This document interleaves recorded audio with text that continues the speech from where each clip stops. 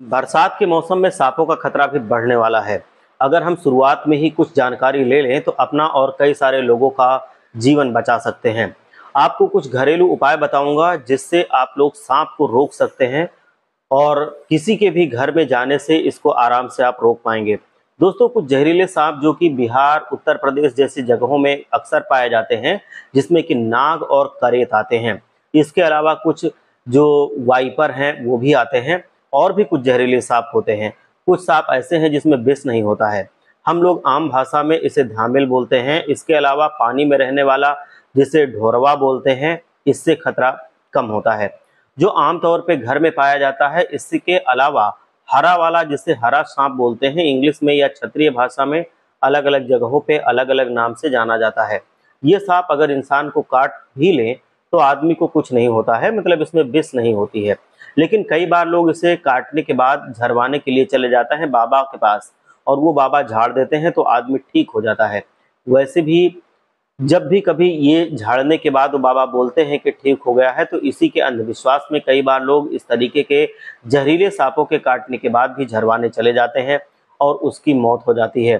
तो लोग ये सोचते हैं कि कुछ लोग सही हुए, कुछ लोग नहीं सही हुए, लेकिन होता यह है कि वहाँ पर जब विषैला सांप काटता है तो वो ठीक नहीं होता है और जब विषैला सांप नहीं काटता है तो वो ठीक हो जाता है।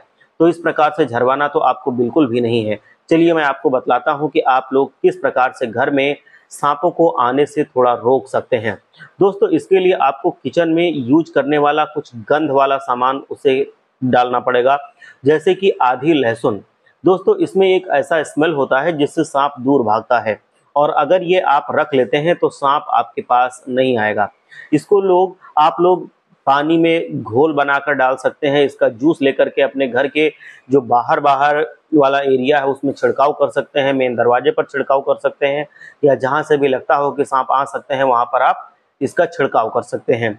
और आप पुदीना का जो पौधा होता है, गुलाब का जो पौधा होता है, कांटा वगैरह जहां होता है वहां पर सांप आना नहीं चाहते हैं। इसके अलावा सबसे मेन चीज है, मैं आपको बता दूं, क्योंकि अगर बांस होगा तो बांसुरी भी बजेगी। इसीलिए आप लोग अपने घर के आसपास कहीं भी खाने पीने का सामान मत फेंकिएगा।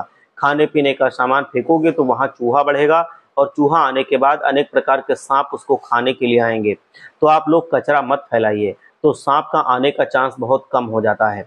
इसके अलावा घर के आसपास या घर के बाहर का जो छोटा छोटा छेद होता है उसको भी बंद कर दीजिए। इसके अलावा मार्केट में एक लौंग का तेल आता है, इसको भी आप लोग छिड़क सकते हैं जिससे कि सांप नहीं आएंगे। स्मेल बहुत गंध करती है जिससे सांप उससे दूरी बनाकर रखता है और आपके घर में वो नहीं आएगा। हर किसी को मालूम होना चाहिए कि कई बार छोटे बच्चे या बड़े लोगों का भी जान चली जाती है।